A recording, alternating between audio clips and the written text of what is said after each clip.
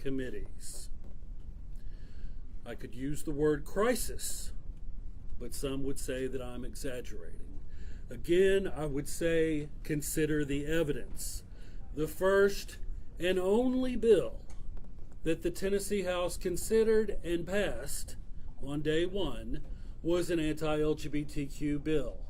You say, oh, that was left over from last year. It is a choice of leadership whether to let those things on the calendar for that day or not. That is an extremely symbolic day, and we will take it as such. I could say that it's a total assault on our rights. Some would demur, saying, oh, it can't be that bad, really, can it? But what would you call it? When the health care of transgender people, the freedom to marry, employment non-discrimination, the dignity of trans and non-binary people at school, pride celebrations and symbols, drag performance, and much more are up for votes in committees this very week. Give me the right word and I'll use it. You all have copies of the bills that we are facing this year, so you can make your own judgment. But whatever you call it, I can tell you that our community, once again, is having to work very hard this year. The bills are one part of the story. The other part of the story is people. And yes, it is the people affected by these bills, but let's make a subtle addition.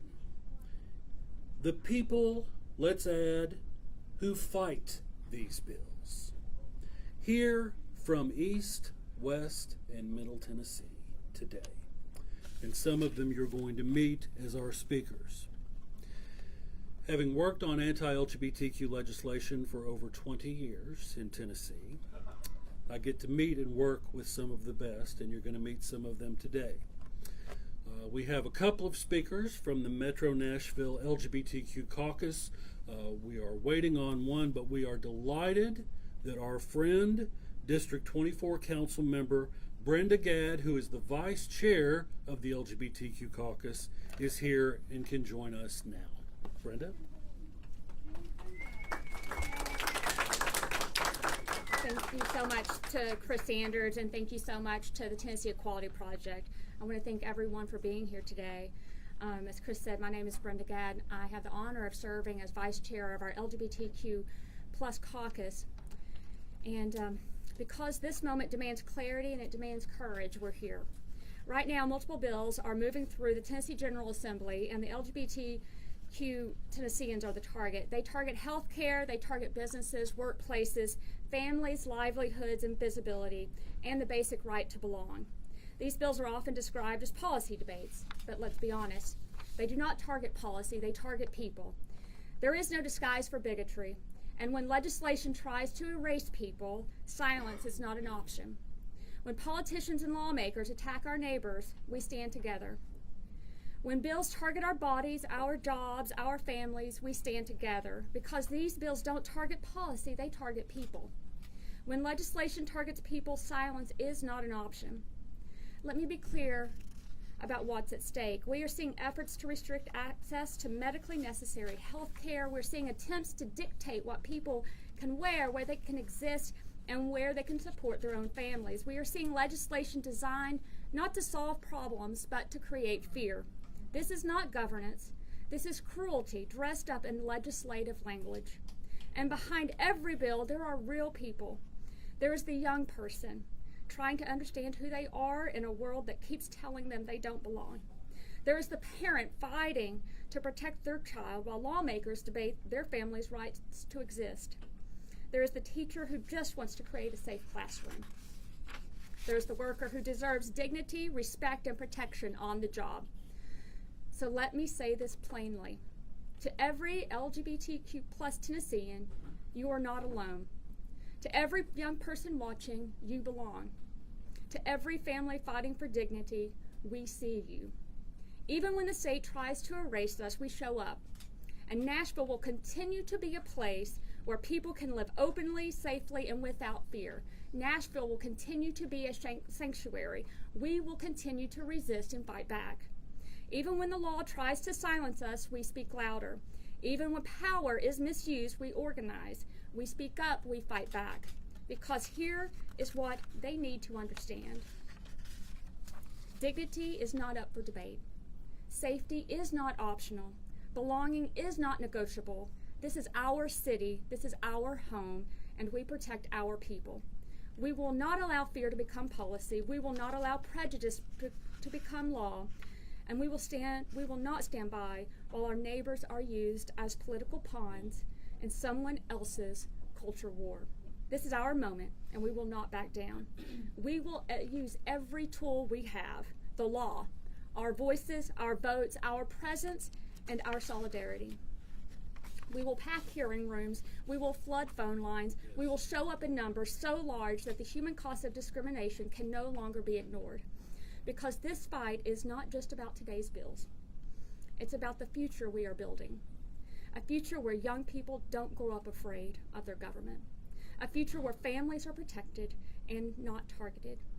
A future where cities like Nashville lead, not by exclusion, but by courage. This is our Nashville, and this is our Tennessee, a place where everyone belongs. So we'll keep showing up for our neighbors, our families, and for our city, and for every future that deserves freedom. Thank you.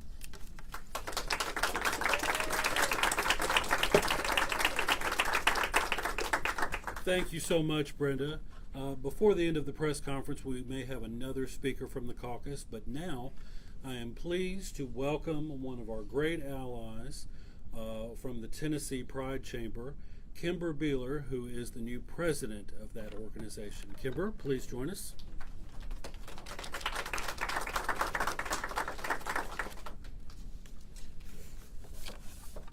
Hello, I'm Kimber Beeler.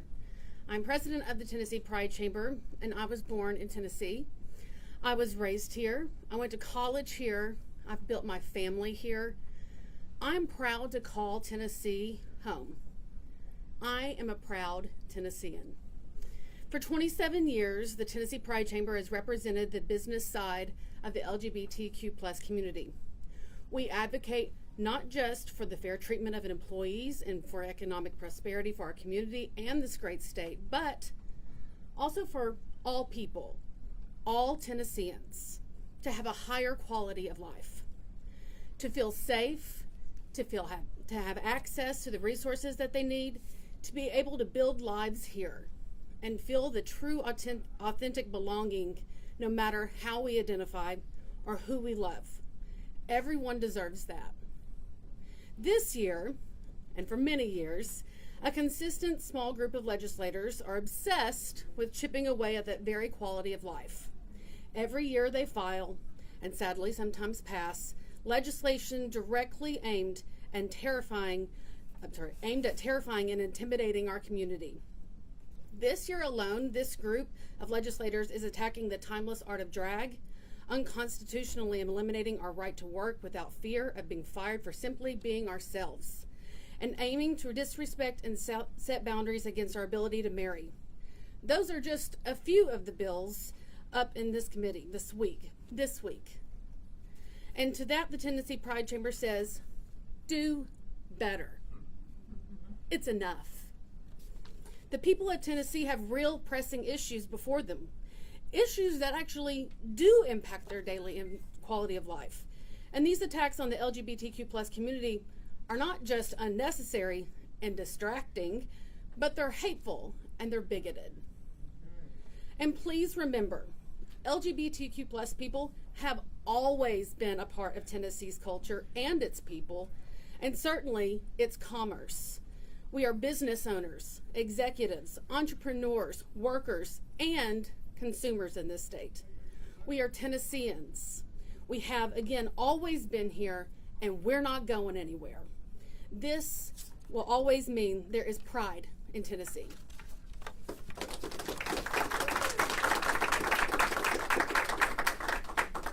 Very well said.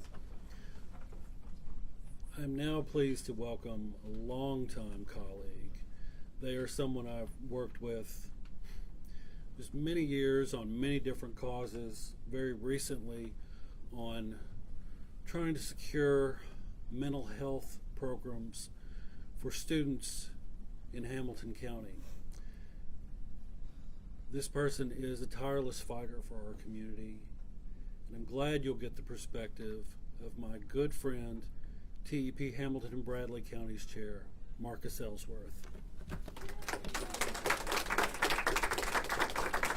Thank you, Chris. I'm Marcus Ellsworth, Hamilton Bradley County Chair for Tennessee Quality Project, as Chris had introduced me as.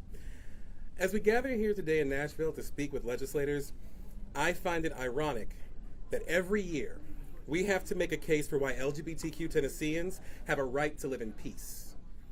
They want to treat us as if we are a threat or as if our very existence is a crime. But we are an integral part of Tennessee. And we know how to show up for each other. In Chattanooga, I'm proud to say that we have a coalition of LGBTQ organizations that gathered volunteers and resources to join efforts to feed Hamilton County's most vulnerable people when SNAP benefits were in danger of being cut. In 1 month, they alone distributed over $10,000 worth of food to people who needed it. Now, they're continuing that work even though that story has left the headlines, and they move between 100 and 200 cases of fresh produce every week to the people who need it most. Currently, there are 5 community fridges around the Chattanooga area, and there are efforts underway to double that number because the need keeps growing.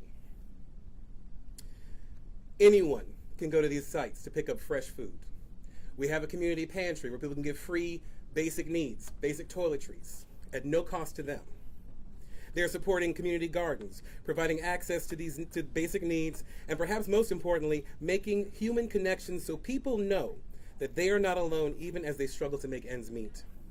Because food insecurity is a growing problem across Tennessee, especially within the LGBTQ community. This same alliance of LGBTQ people worked together when flooding hit southern Hamilton County, and they help people to clean up flooded homes, replace damaged belongings, and find places to stay, because these queer leaders and volunteers are part of a network of businesses, churches, community groups, and nonprofits that serve the needs of our neighbors. But many of us are part of a community that this legislature likes to treat as if our very existence is obscene.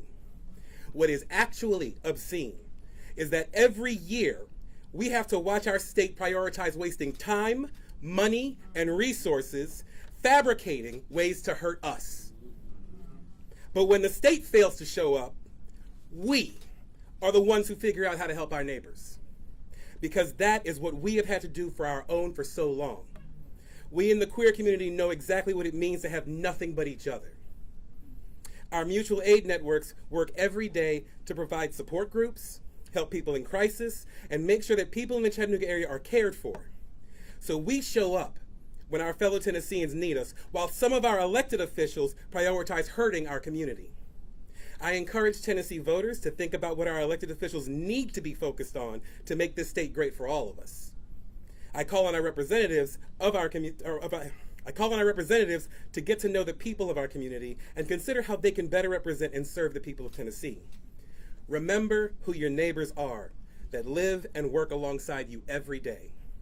Know that many of us will still answer the call when you, our neighbors, need help, because that is what real Tennesseans do.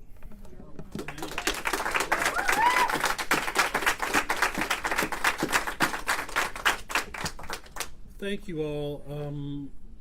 Brenda, Brian, do you all have any updates on the transit of our other speakers at this point? No? Okay. Then I think what we'll do is we'll wind up the formal part of the speaking there. I will say that because Councilmember Hill was unable to make it, you may want to reach out to her for her statement. But we appreciate all those who could offer a statement today. At this time, we'd like to take questions from the media. I see Justin's got a hand. And if you'll let me know to whom you want that directed, we'll do our best to get you somebody. In addition, I should add, and Brian has probably already told you, if you have specific needs, someone who is specifically affected by a particular bill, and you need help finding someone, we will Brian and I will work diligently to help you find whoever that person is. But Justin, go ahead. Marcus, I think you guys just had something happen in Hamilton where the schools were trying to get rid of counselors, and then the students rallied and actually, I think, got the counselors from Centerstone reinstated. I'm wondering if you could talk about that and with the students coming together for that. Yes, and actually a couple of folks who also helped with that effort are here in the state capitol today with us. So what happened with that issue was the school board unceremoniously suspended the contract with Centerstone, which for those who don't know, Centerstone is an organization that provides free mental health care services to public schools, no cost to the taxpayers, no cost to the schools, no cost to the families, because someone from a certain hate group contacted the school board because they saw that Centerstone provides LGBTQ supportive services on their website. They then proceeded to misrepresent Centerstone services to the school board, creating a knee-jerk reaction that then took parents and students and teachers several months to undo. The end result wound up being largely because of the students. The students actually formed a whole new organization to advocate for their rights, for their peers' rights to have access to free mental health care services. And the end result was actually, ultimately, I think a slight improvement. It did allow for some options to be brought into the school system so families just their values don't align with Centerstone. They now have a couple of other options they can go to. There's a compromise on that. But that would not have happened without the people standing up to fight for it, especially the kids. The kids were really inspirational. They led the charge, and they kept leading the charge. And I think that right there is a prime example of when our community stands up, when our allies stand together, and we push back, and we don't accept these arbitrary infringements on our rights and the services that all of us need, we can turn the tide. And those kids are a huge inspiration to I know a lot of us in Chattanooga, and we're grateful for their work and the small ways in which we supported them. Because honestly, I think the biggest thing we did for them was we brought them snacks, and we stayed out of their way. So, thank you. Very good. Other questions from the media? Chris, I Yep. wondered if you could just kind of go through your list, each piece of legislation, and talk about the concerns. Does anyone have a spare? Thank you. We passed them out. Very quickly, at the top, the Banning Bostock Act, that bill would obviously hit employment non-discrimination protections very, very hard because we don't have them in Tennessee at the state level. The Tennessee Human Rights Act does not include sexual orientation and gender identity. So if you hit the Supreme Court decision that is protecting us somewhat, that defines sex as including sexual orientation and gender identity, then we really don't have much of a fabric for defending ourselves for employment non-discrimination in this state. So that's an extremely important one, and that's up this week. Next on that list, oh, yep, sorry, that's right. I have a tendency to wander. It's from my teaching assistant days years ago, but the next bill on that list is about Obergefell. Couple of things on that. The policy change that it makes, it affects the Board of Professional Responsibility. It says that you can't discipline an attorney who fails to provide a same-sex marriage. It's not happening right now. No attorney has been disciplined, but they've stuck this policy change in that bill. It also says Obergefell doesn't apply to the private sector. Well, that's debatable whether it does right now or not. I mean, there are already wedding venues turning away same-sex couples as it is. So that's an important bill. And these are just the bills that are new that we're watching. These are not the ones that carry over, I should add. Third bill on that list, No Pride Flag or Month Act.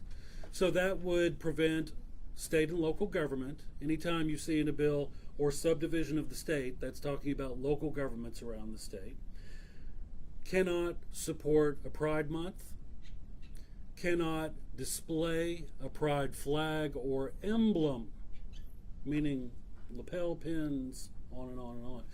And this bill includes agents of those governments, meaning teachers, obviously, and many other people. So obviously an important one. The next one is about prohibiting healthcare providers from asking certain questions. We believe that's dangerous because the relationship between a healthcare provider and a patient is vitally important. Sorry, And I do wonder. And the things that a healthcare provider asks are not meant to be intrusive or not meant to be ideological. They are meant to be part of the open, honest dialogue that leads to a good diagnosis and therefore, if necessary, good treatment. So that's a big concern. Next bill by Senator Rose and Representative Mayberry includes honorifics. This extends on the bills in the past that were about pronouns. This says, well, if you have a teacher, for example, in a school, you don't have to use Mr., Ms., or Mix with that person that aligns with the person's gender identity. In other words, it's fine to tell a trans man who is a principal, I'm sorry, I'm going to call you Ms. That's what that bill does. It's about disrespect. The next bill by Senator Lowe and Representative Zachary, this involves weaponizing litigation against those who have provided youth gender affirming care in the past. As you know, it's not legal to provide it now in Tennessee, but this would allow people to go after those who have provided it in the past. Next bill, you've turned the page.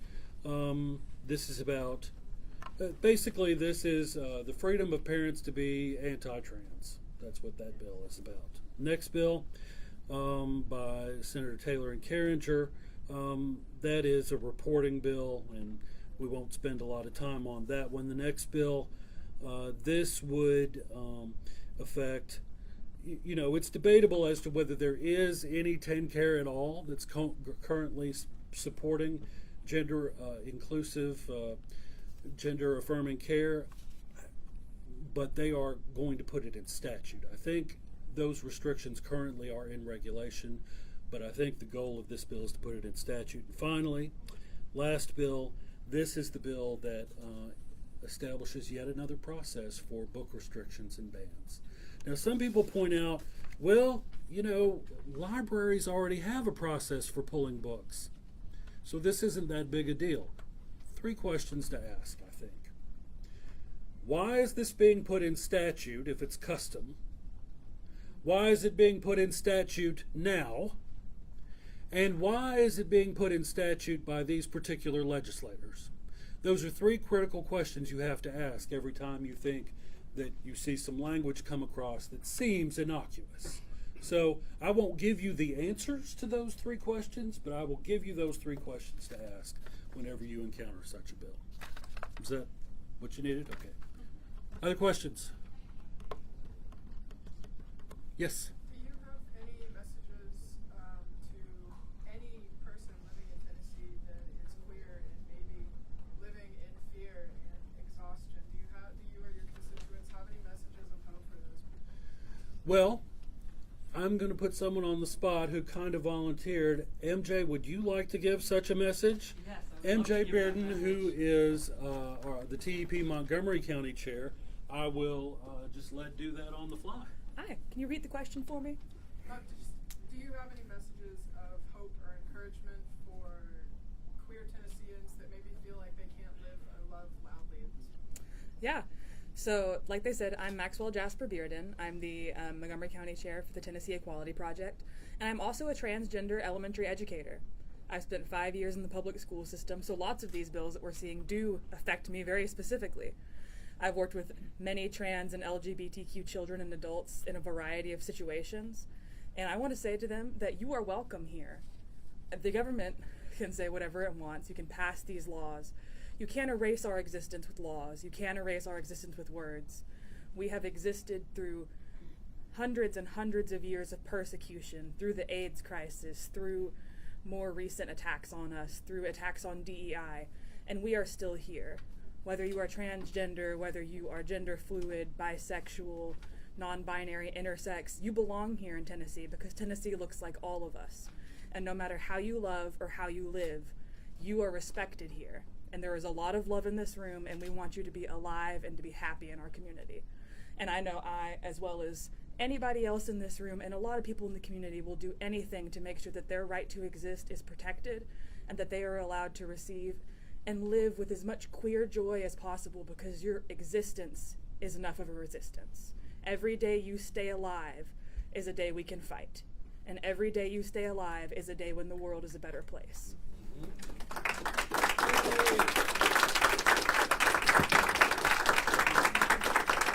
Thank you, MJ. Yes, living is certainly the first step in resisting. We also have a lot of specific things we'd like for you to do, and we release those as campaigns every single week, so we would love for you to do those as well. Other questions from the media? Chris, what will be your strategy this session to try to fight back against some of these bills? Well, I tell you, we have been doing this for over 20 years, and we always try to add more things. We do almost weekly phone banks with the Tennessee Pride Chamber, where we get on Zoom and we call the members of those committees. Our two organizations have professional lobbying that we engage the legislature with. Today, people are meeting with their own legislators, Republican and Democrat, to talk about these bills. We will have campaigns like that throughout the session. We need more people. We simply need more people. Now, you know, we're probably going to lose some battles this year.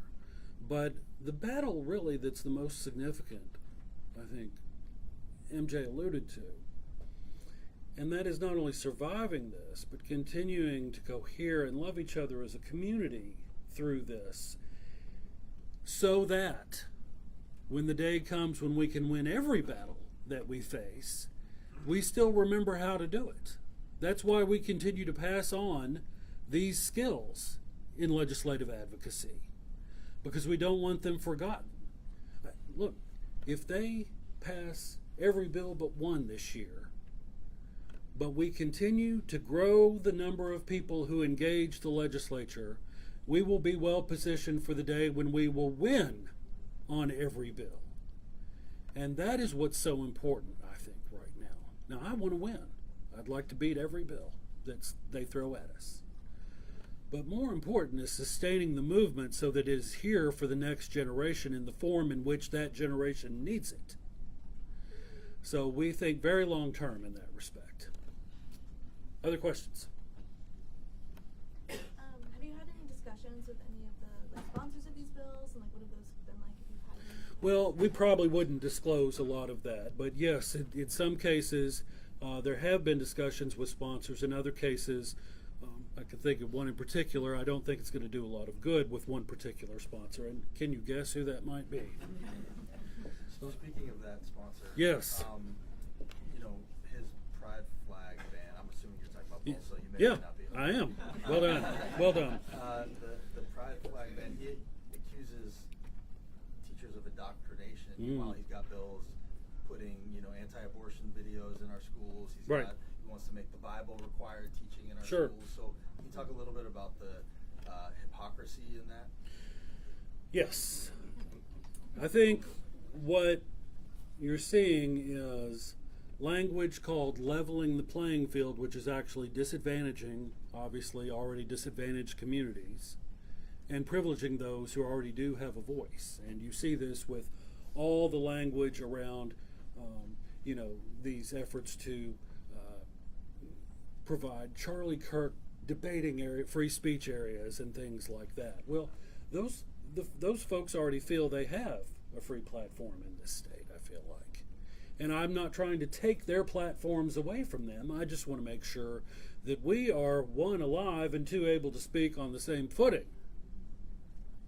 Equal protection of the law. That's our standard. So there is hypocrisy there. It's going to continue to be there. I think what we need to show, the way we beat bad bills, unfortunately, a lot of times in this state, is to show some disadvantage to the very people who are proposing the bill, and if we could find such a disadvantage. So we'll continue to look for that. But to get back to your question, I can't go into the specifics of those discussions, but I would say this. There are three kinds of legislators who I think end up passing these bills. There are the true believers, there are those who opportunistically do it, and there are those who go along. So there are differences among those legislators, and we have to look for those kinds of differences. I think there are a lot of legislators in this building who would truly like not to have to vote on these bills. And we have to continue to work on ways to find our path to make sure they aren't put before them in the first place. That's a tough challenge. But I think all of us in this room, and I'd love to hear the Chamber's perspective on this, what you see your role in engaging business is as part of the overall effort to stall these bills. Well, we have a diverse group of businesses within our chamber, small, large, individually owned.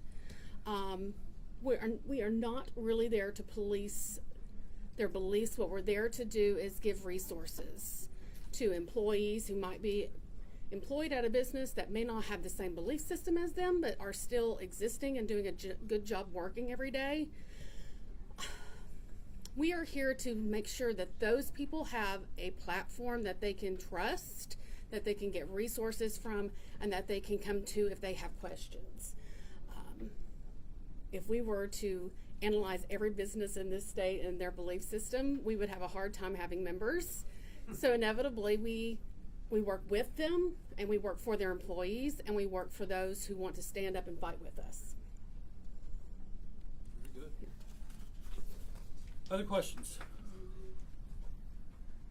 All right. Well, we appreciate you all being here today. It is always so moving to me to see the statewide community come together, east, west, and middle, rural, urban, and suburban. We have them here. We are glad, to those of you who are journalists, we are glad to help introduce you to some people today if you'd like to get those perspectives. But we appreciate you being here with us for this journey. It's going to be a long session. Even though it's an election year and I think they'll get out early, mid to late April, it's going to be a long slog because we've got some tough bills ahead. So we're glad you were here to document some of today. Stay with us because the ride is going to be just as interesting, I think. But thank you all for being here. We've got lunch after 11 in 5H, and we will see you soon. Goodbye.